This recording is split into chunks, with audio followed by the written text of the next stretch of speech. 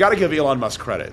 This guy promises an enormously exciting future with really transformational technologies, and he's a world-class visionary that really is trying to set the tone for everything, and he's put everybody on notice. And eventually, they may get there. We may get to a point where we actually see the performance metrics that he's promised and the economics that he's promised, but we're not there yet. Oh, my friend, we will absolutely get there. Tesla has just invested $3.6 billion in upgrading Giga Nevada, where they will produce their high-volume Tesla Semi. Elon Musk has predicted 50,000 Tesla Semis sold in 2024. And in this video, I will react to this brand new CNBC documentary that dives into the Tesla experience, the opportunity, its outlook on the future, and even the Tesla Semi competition. Enjoy. First announced in 2017, the Semi has been one of the longest delayed products in Tesla's history. What makes the Tesla Semi so different, and really Elon Musk's introduction of it, is he really brought the awareness to the broader public. He made trucking sexy. And it could also be its vehicle with the biggest impact.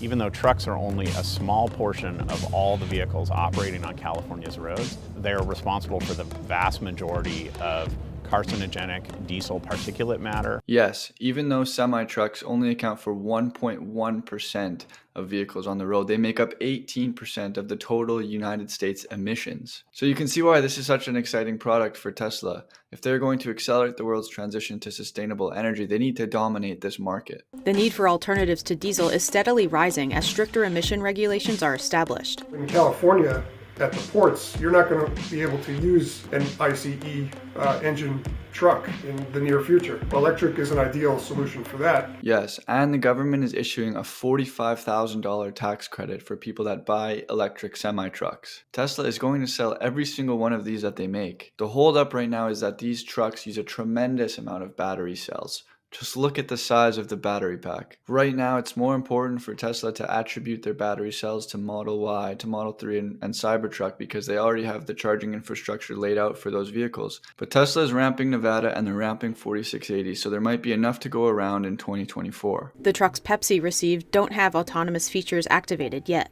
The autonomous functionality of Tesla is not specced for these vehicles. They have the hardware capability. I think that the problem so far with Tesla FSD on semi-trucks is that they don't have enough semi-trucks out in the fleet to train FSD on semi-trucks. You can't exactly train FSD on a semi-truck with footage from a Model 3. Obviously, the driving style is very different. If a Tesla semi-truck was learning how to drive based on footage from a Model 3, it might take a left turn in an intersection a little too tight, and their cargo would just go right over the curb. Even the way drivers make decisions in a semi-truck compared to a Model 3 is very different. It's possible that the Tesla Semi will need its entirely own training set. And so it might take a while. It might take those 50,000 Tesla Semis to hit the road, maybe for a couple more years, get as much data as possible, and then Tesla Semis will be able to drive themselves. Pepsi wouldn't speak to the price of the trucks, but it is estimated to cost around $180,000.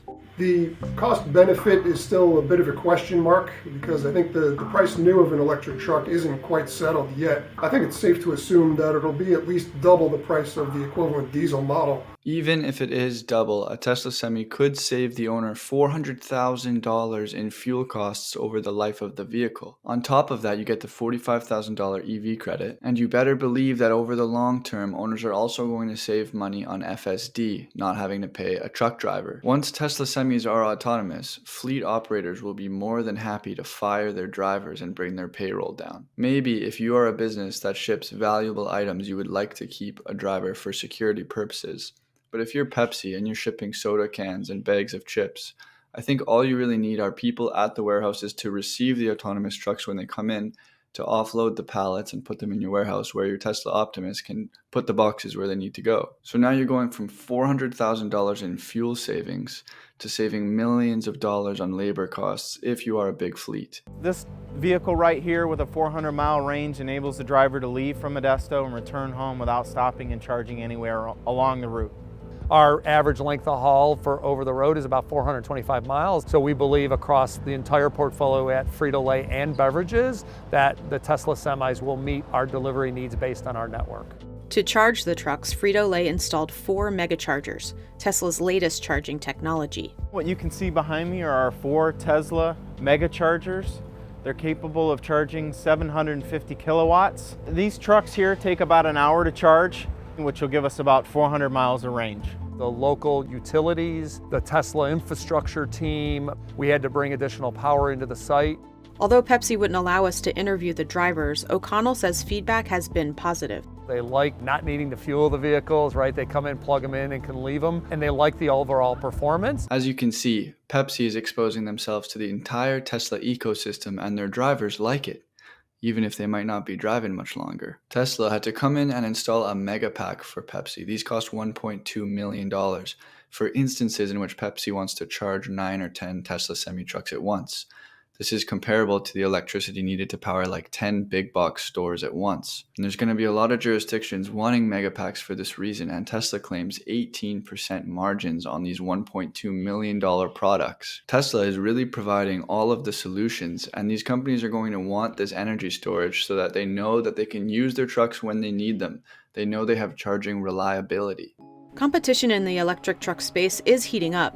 As the Tesla Semi enters service, it comes at a time when several truck manufacturers are embracing the transition to electric and alternative fuels. All the traditional diesel truck manufacturers also have electric truck offerings. So your Freightliners, Kenworths, Peterbilts, Volvos, Max, International, they all have electric trucks that are out there already. Volvo just recently launched its VNR electric semi, a Class 8 truck with a 565 kilowatt battery capable of up to 275 miles of range. Daimler has announced plans to develop its own heavy-duty electric truck, the Mercedes-Benz e-Actros Long Haul, that will have a range of around 310 miles. Freightliner, also a part of Daimler, has the e-Cascadia, a Class 8 semi with a 315 and 475 kilowatt version offering up to 250 miles of range. One of the advantages that other OEMs have over Tesla is that they know how to sell into the over-the-road trucking business and into the Class 8 environment. They've been doing it for years. They have a lot of experience. They know what fleets want. They know how they spec trucks. They know what drivers want. They have maintenance networks that exist across the country. They're just much better positioned today than what Tesla is to sell into this environment. Okay, what? This guy just said that OEMs are better positioned to sell electric trucks because they know what drivers want and because they have a nationwide maintenance network. First of all, I see their nationwide maintenance networks as growing liabilities because electric trucks require less maintenance. And so now they're going to have all these plants up and running, paying for power, paying for payroll, paying for the rent, and they're not going to have enough trucks coming in who need maintenance. So they're going to have to start cutting those off. It's just going to hurt their bottom line more and more. And second, OEMs know what drivers want. Please tell me, what do drivers want? Because right now, all those other trucks that you showed us have significantly less range than the Tesla Semi by more than 100 miles. So truck drivers are going to have to stop at truck stops and charge their truck for like 2 hours. Is that what truck drivers want, OEMs? Because I don't think that's what the fleet operators want. I don't think they want their truck drivers, who they are paying by the hour, to sit at truck stops while their truck charges. I think they would rather their trucks charge overnight while their drivers are not on the clock. And as we've seen in this documentary, Tesla can provide that solution. Moreover, not only does Tesla beat competitors on charging reliability and range, they will also have the only semi-truck that is autonomous. From watching those videos of competitors, I did not see any LiDAR sensors on those big semi-trucks. I know that these OEMs, their solution for autonomous driving is LiDAR sensors, and I didn't see any on those trucks. I mean, they're not going to solve autonomy with vision, right? None of them have, they all think that's dumb, right? That's not going to work. Well, Tesla semi-trucks are going to be equipped with cameras, and these things are going to be able to drive autonomously. And now none of these other semi-trucks have the LiDAR sensors that they rely on. So this is going to be the only semi-truck that can drive itself, the Tesla Semi. And that is going to be a huge advantage. If you're a fleet operator and you're looking to buy a truck, I mean, if you have the opportunity to not pay a driver, you'd be an idiot not to take that. The huge amount of infrastructure that needs to be built. We think about it as the kind of infrastructure that gets built once a century. You had the railroads 2 centuries ago, you had the national highway network a century ago, and the scale is very similar to that. Charging sites for heavy-duty trucks are much more demanding than your average EV. If you have 20 semi trucks charging all at one time, that's almost the same amount of power that it would take to power 20 big box stores. Think of that kind of scale of power required. The reliability is also very important. Fleet, for them, time is money, and they have to know that their vehicles will be able to move when they want them to. Tesla currently has 99.9% charging reliability. That is why we've seen an onslaught of OEMs join Tesla's charging network recently. It trounces the competition. If you look at charge point chargers, people are completely dissatisfied. And I agree that this is a once-in-a-century project. The infrastructure that is built today is going to charge our products for the next 100 years. So it's no wonder that there are companies coming to the front lines and fighting each other for market share. And Tesla is just like standing over these guys with a sword through their chest at the minute. Tesla just installed supercharger number 50,000. And now with all these companies adopting their network, they're going to be earning money from every vehicle on the road that is charging at a Tesla supercharger, which they pretty much all will be. This is like equivalent to Tesla owning every gas station in the country right now. And if they start powering these superchargers by solar as they plan to, the profit margins are going to be pretty nice. We'll be ramping up semi-production through next year. As like everyone knows at this point, it takes about a year to ramp up production. We're tentatively aiming for 50,000 units in 2024 for Tesla Semi in North America. That sounds extremely high. When you think that 240,000 Class 8 trucks built total, Freightliner builds maybe 50,000 of those. So they're talking about competing with the big dogs in the existing commercial truck space. I don't know if this guy's been keeping up with the automotive industry over the last decade, but Tesla is the big dog. The Model Y just became the best-selling car in the world. It sells more units than cars that cost significantly less than it. The only thing holding back the Tesla Semi is battery cells. Once 4680 cells are ramped, the Tesla Semi is going to ramp faster than this guy can imagine. So what do the numbers look like for the Tesla Semi? Tesla's internal goal for ultimate capacity for the Tesla semi-truck is 100,000 units per year. With the EV tax credit, with Tesla's product superiority over the competitors, and the whisper number we got in the video from Pepsi, let's assume that Tesla sells these semi-trucks for $180,000 at a 20% margin. That is $36,000 profit per Tesla Semi. And if we multiply that by 100,000, we get $3.6 billion in profit per year for the Tesla Semi. That's actually the same number that they spent to upgrade Giga Nevada. And I mean, the factories Tesla makes have long returned a huge profit. When they bought Fremont in 2010 from Toyota for $42 million. Well, today that plant makes 650,000 Tesla vehicles, generating $5 billion in profit per year.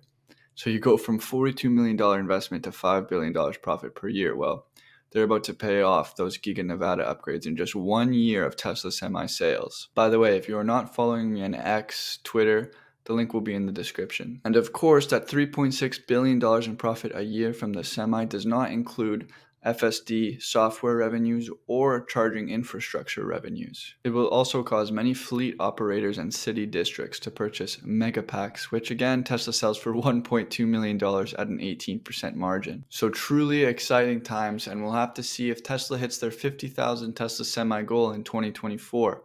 I feel like the Tesla Semi has just been at the back of everybody's minds lately. They haven't been up to date on it as much, and people aren't thinking about it as much because it's just been such a delay.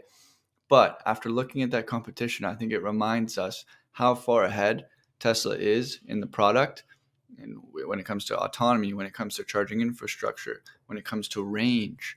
And so it's just so exciting, the disruption that's about to happen, and the drivers that might have to find new jobs. Well, I hope that you find one. Anyways, good day, everyone.